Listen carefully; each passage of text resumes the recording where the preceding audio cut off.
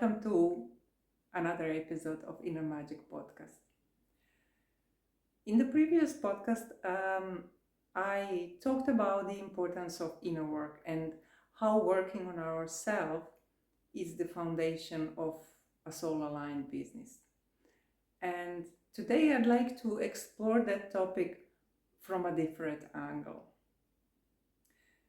Throughout life, we all carry an invisible mirror.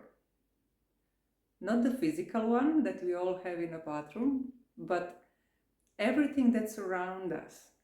People we know, situations we experience, our relationships, our work, our daily life. All of that reflects who we are. And while many people try to change what they see in that mirror, the real solution actually lies in changing ourselves.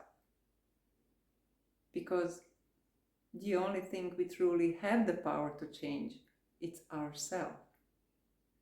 And that is actually a great news. Because it means the power lies in our hands. If we had to change the world around us, we'd be constantly dependent on the other people's changes, and that would create countless variables that could slow down us trying and even block us in our progress. But when we change only ourselves, there are no such obstacles. And by changing ourselves, our reflection changes too. And of course, changing ourselves isn't easy. We are complex beings with many layers, and much of what drives us lies in our subconscious. And also often what we think we want isn't truly what we need. What we have right now, even if it feels like not enough maybe, it's exactly what we need in this moment. It is our foundation, our starting point.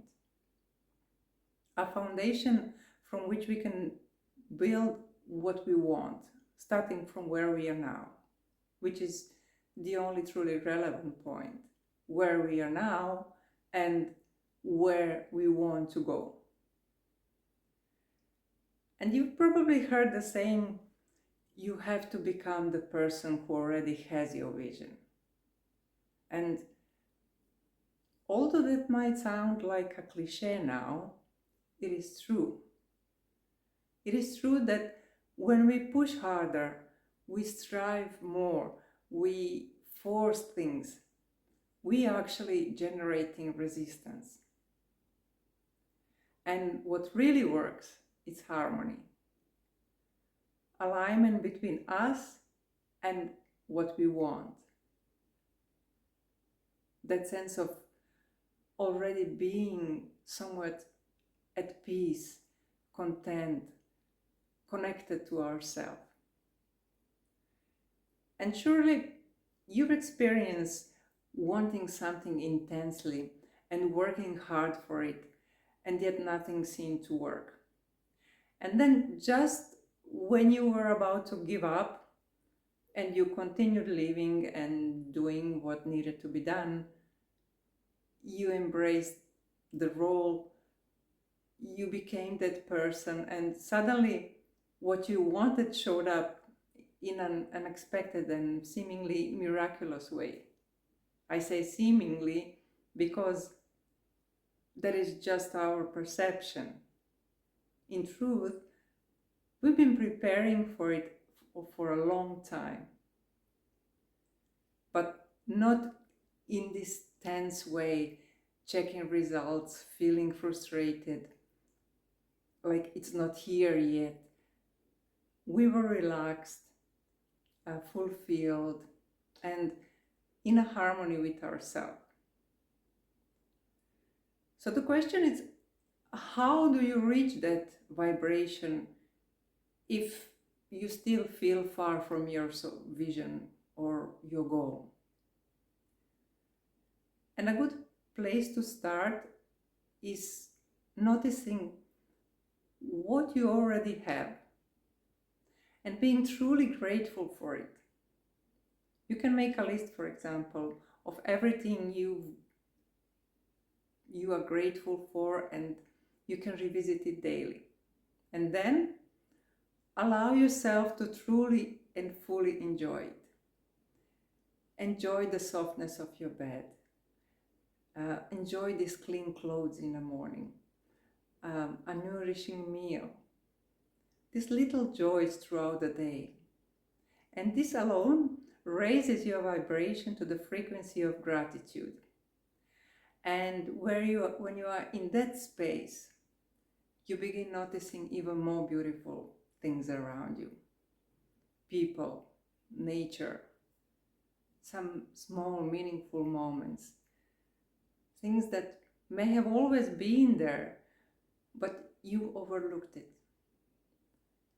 And suddenly you see how perfect, soothing and joyful it all is. And by doing that, you already elevated the quality of your life, even before the goal or the vision has arrived. And that state of happiness, of fulfillment and of gratitude helps you recognize opportunities, people, ideas, some insight that you previously missed because you were too caught up in rushing and striving for something. And from that positive energy, when you begin noticing what brings you joy, then you need to do it. Just allow yourself to be. Time is, after all, just a mental construct, a result of our linear left brain thinking, while in reality, everything happens here and now. And the only thing that truly matters is this present moment. So when you feel drawn to something, do it. Immerse yourself in it. Get lost in it. That's the energy, the vibration, the emotion that will guide you towards your desired vision. It's like a signpost, even if it doesn't make a logical sense in that moment. It may seem odd or unproductive or like a waste of time, but actually it's the opposite. Those moments of joy are the clearest signs to follow. And in those moments, ideas will come, insights, a sentence maybe, an understanding of what the next step is. Just like a client in my mastermind group recently realized her true calling within just a week of full surrender. And it all depends on how much you are able to let go and trust. Let go of control. Follow what brings you joy and just act like a child. It's also incredibly important to observe your thoughts because they shape your emotions. And then your daily emotions create your vibration. And that's why I suggest a simple daily practice, whether that's a meditation or journaling. At the end of the day, you may ask yourself, what challenged me today? And how did I respond? Was I present, aware, or was I in an autopilot? No judgment, just notice. Or ask, what was my inner voice like today? Was it critical? Was it impatient? Was I gentle to myself? Or was I encouraging? And where does that voice come from? And what voice do I want to cultivate within me? These are the daily questions that lead us back to ourselves and that brings us into alignment with this vibration of what we truly want. And that's inner work. And through it, it might appear like invisible, but it always reflects in our outer world.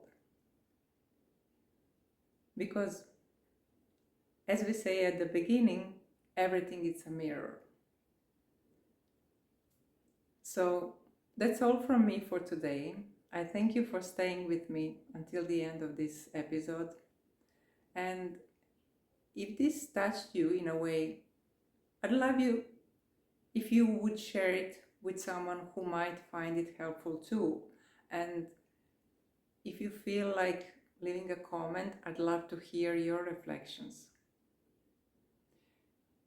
And if you haven't subscribed to the podcast yet, maybe now it's a good time to consider it.